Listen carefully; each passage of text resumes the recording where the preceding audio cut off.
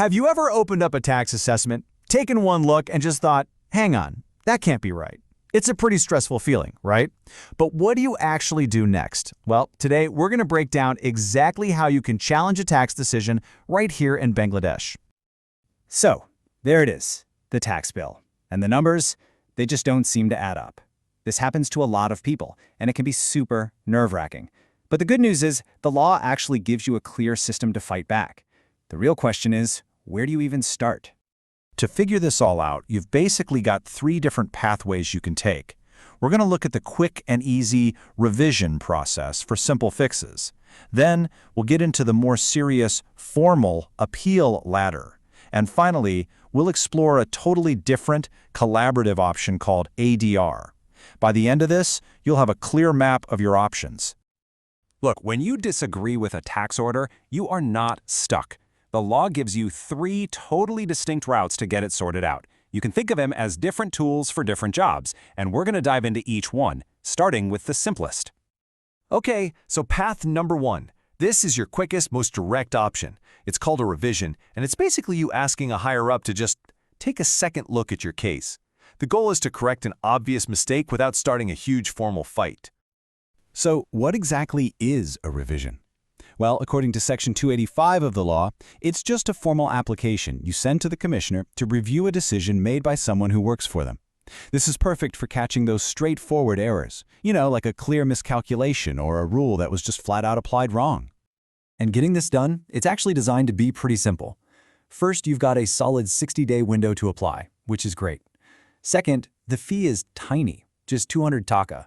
And the main thing you have to do is make sure you've already paid the part of the tax bill that you actually agree with. It's a really accessible first step for anyone. Now here's the best part, and this is absolutely crucial. When you ask for a revision, there's a built-in safety net. The commissioner who reviews your case legally cannot make your situation worse. The outcome can't be prejudicial to you. That makes it a really low-risk way to try and get things fixed. And check this out. There's another really powerful protection for you. There's a ticking clock.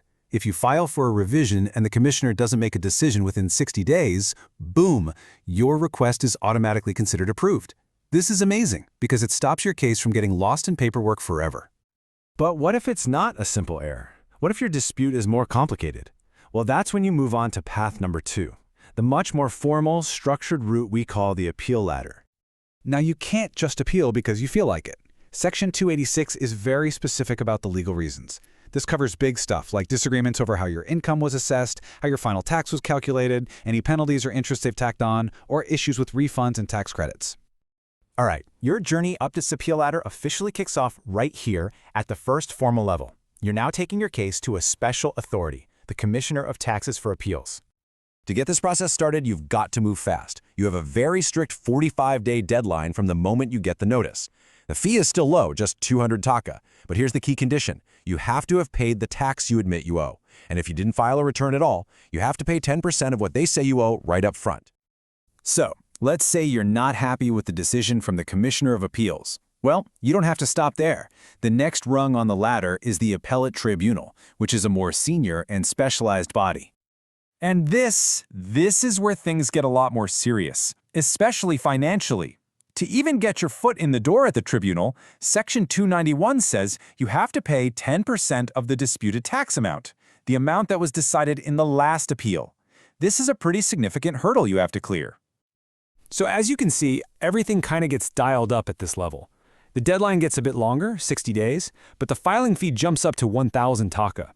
But honestly, it's that 10% prepayment of the disputed tax that's the real barrier to entry here.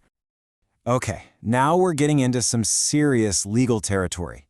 If your disagreement isn't just about the facts and figures, but it involves a fundamental question of law, meaning how the law itself should be interpreted, you can take your case from the tribunal to the High Court Division. And just as you'd expect, the financial stakes get even higher. To file a case with the High Court, you have to prepay a pretty substantial chunk of the disputed tax. It's 15% if the total demand is under 10 lakh taka, and it jumps to a whopping 25% if it's over that amount. And here we are, the very top of the ladder, the Appellate Division of the Supreme Court. This is the final, highest authority on tax matters in all of Bangladesh. And this is the huge but, you can't just waltz into the appellate division. As the law says right here, you can only appeal if the high court itself certifies your case as being a fit one for appeal. Basically, this path is reserved for only the most important and complex legal questions in the country. Okay, wow, that was a long, tough climb up that formal appeal ladder, right? So now, let's just take a breath and look at a totally different way of doing things. This is path number 3, Alternative Dispute Resolution, or ADR, and it's all about working together instead of fighting. Think about the difference between a courtroom battle and a business negotiation. The appeal process is adversarial. It's designed for a win or lose outcome. ADR, on the other hand, is collaborative. The goal is to find a mutual agreement, a compromise. And here's a massive difference. Once you reach an ADR agreement, it's final, it's binding, no more appeals. The whole ADR journey is just different. You apply, then a neutral facilitator gets appointed to help guide the conversation, then you actually sit down and negotiate directly with someone from the commissioner's office. If you can hash out a deal, you sign it, and it's done. And if you can't, no big deal. The process just ends after 3 months. All right, we've covered a ton of ground. The quick revision, the formal appeal ladder, and the collaborative ADR route. So now, let's put it all together. Let's create a simple map to help you figure out which path might be the best one for your specific situation. So in the end, it really comes down to matching the path to your problem. If you're looking at a clear, obvious error, a revision is probably your best and fastest bet. For a really fundamental disagreement about the facts or the law, you're likely going to need the formal appeal process. But if you're open to finding a middle ground and just want to avoid a long, drawn-out battle, ADR is an absolutely fantastic option to consider. And that wraps up our guide. We've mapped out the entire system, from just asking for a simple second look all the way to a potential Supreme Court showdown. It really just leaves us with one final thought. Knowing your options is the first step to being empowered. So now that you know these paths, which one do you think makes the most sense?